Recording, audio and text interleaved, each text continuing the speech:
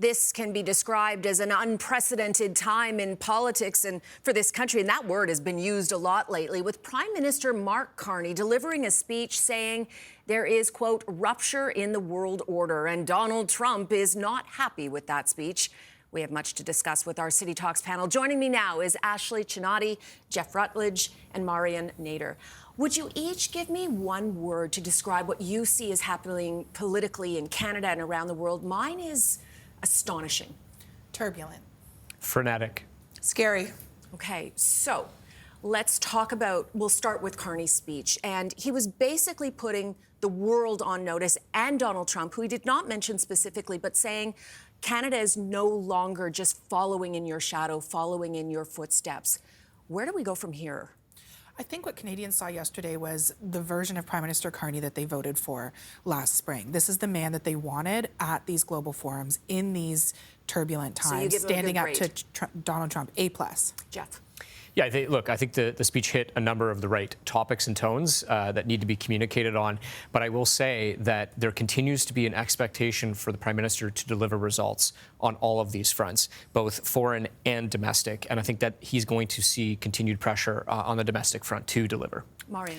I think it was honest and intentional, but what I read between the lines was it would give him more of a social license or political license to get into agreements or deals where workers and families would be on the receiving end. I don't recall in history Canada ever standing up to the U.S. quite in this way. Now, we've never had a situation like this, but Carney, again, did not specifically mention Trump, but he was certainly referring to him when he stated great powers are using economic integrations as weapons, tariffs as coercion, and supply chains to be exploited. Donald Trump, unsurprisingly, is not happy. Let's listen to what he had to say about that. Going to be defending Canada. Canada gets a lot of freebies from us, by the way. They should be grateful also, but they're not. I watched your Prime Minister yesterday. He wasn't so grateful. But they should be grateful to us. Canada lives because of the United States. Remember that, Mark, the next time you make your statements. Well, that is some message. What do you think is going to happen as a result of all of this? Trump is mercurial, and he's known to hold a grudge. Marion. I think, it's escalating very quickly, and you're right. But I think there needs to be some de-escalation. I think the speech was a call to action. Jeff. Yeah, I think that there's certainly risk in doing that. We need to get to a point where we can get this deal done with the U.S. as well. And so putting our thumb in their eye is certainly a challenge. But I think that the way that the Prime Minister positioned it yesterday, there is the capacity to identify the areas where we can thank the U.S., on where we do things really well together as partners. And whether that's security or trade, we can do that together and talk about the benefits that it brings to both of our countries. Ashley, do you think that this is putting our trade talks in peril?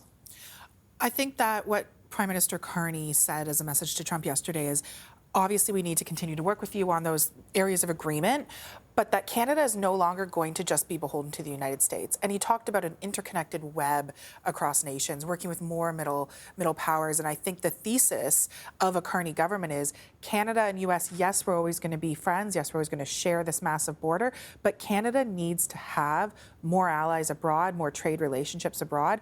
And it can no longer be that our economy is so solely linked to the United States. Yes, but it's going to take time to build those relationships. And what does Canada do between now and potentially, how many years is it going to take to build up enough trade to compensate for what we're losing from the U.S.? Jeff? I fundamentally don't think we can, actually. Okay. I think the diversification of trade is really critical to our economy, but that is something that we as a country have identified in the last 30, 40 years as well. But the reality is that we do share this border. The reality is that we do have common interests from a trade perspective, and we cannot untie all of the logistical and strategic planning that we have done around trade and manufacturing across our border. That does not become disentangled as quickly as I think we need it to. It also is a two-way street, though. Like, many American jurisdictions rely on us, whether it's for power or for jobs or for trade. And there are U.S. governors, there are U.S. mayors going into the White House and saying,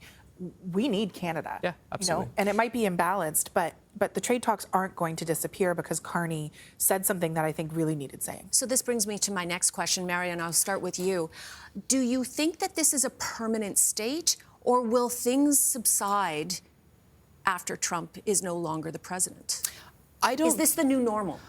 I think it's the new normal. It may not be as sort of, catastrophic as people are seeming right now because emotions are high, but I don't think it will necessarily go back to the way it is. And that might not be a bad thing. Maybe we kind of just needed this push, but it is, the way it's happening is very unsettling. And also remember who the vice president is. J.D. Vance is also just like Trump, but some people think say he's more worse. maniacal. Yeah. Yes, exactly. So let's bring it back to Canada, because it is shifting our politics in this country. Jeff, what does Pierre Poilievre to do with all of this? How does he critique yesterday's speech? Well, I don't know that he necessarily does, other than to say, again, we need to see results on this. We can't wait 2 and 3 years to see the economic benefits of agreements that are being signed today to come into Canada. And that means that we need to work with inside the deals that we already have with countries to be able to realize some of those benefits now. It also means that we need to build out capacity in Canada. And we are still struggling to knock down those interprovincial trade barriers. We are still struggling to stand up our manufacturing capacity in this country. And outside of the U.S., the top polling issue for Canadians is the cost of living. We still have a housing crisis. We still have an affordability crisis. Well, look at the food. Absolutely. I mean, we're rising in food prices still. Absolutely. Inflation continues to hurt families every single day. And so I think that's where Pierre can come out strongly, and we've seen that in his most recent communications. I think the challenge for Poilievre is that I don't think anybody could imagine him giving a speech like that yesterday. And that's part of the reason he lost the election. He doesn't have that statesman-like presence that is required in this moment in time. To borrow Marion's word, times are scary, and you don't need someone whose entire political career is built off of fear-mongering leading the charge. Yes, there's an affordability crisis domestically, but we have also seen action from the government on that. There's a bill to cut income taxes, to take HST off of new homes for first-time buyers. That's expected to pass through the Senate. Is it enough, Marion? No, and yes, we do have to do things differently, but again, we can't do it at the sake of selling out our values and our principles. And remember, the workers and the families are the ones, shouldn't be paying the price to give that social license to forge relationships or have agreements with countries that will end up hurting Canadian workers and families. Okay, well, I'm going to end it on that note. We could go on much longer about this, and this is a conversation that will be continually arising as we go forward. But I will end on one note. What should Mark Carney do next? Marion? I think I think he needs to talk to Canadians. He gave a very powerful speech overseas. Talk to Canadians and explain it. And come home. And you need to start talking to Canadians and explain what does that mean, and on the front, and keep doing what you're doing, because this isn't a partisan issue. This is about our sovereignty in our country. Jeff. He has to deliver economic benefits here. The signal has gone out to the investment community globally and domestically that the opportunity is now for Canada. Prove it. That's the challenge that is being put to him. Prove it. See those investments in Northern Ontario, in BC, in Alberta, in the Atlantic. Show that you genuinely can deliver for Canadians, and they'll buy in more. Ashley, I'll give you the final word. I think he needs to play to Trump's ego, pick up the phone when they're both home from Davos, and make amends a bit? And say, hey, buddy, we made some good TV, didn't we? Because that's always what Trump's chasing. Oh, interesting. I did not expect that answer from you. All right, thank you very much to my wonderful panel. Great conversation. Thank you. Thank you.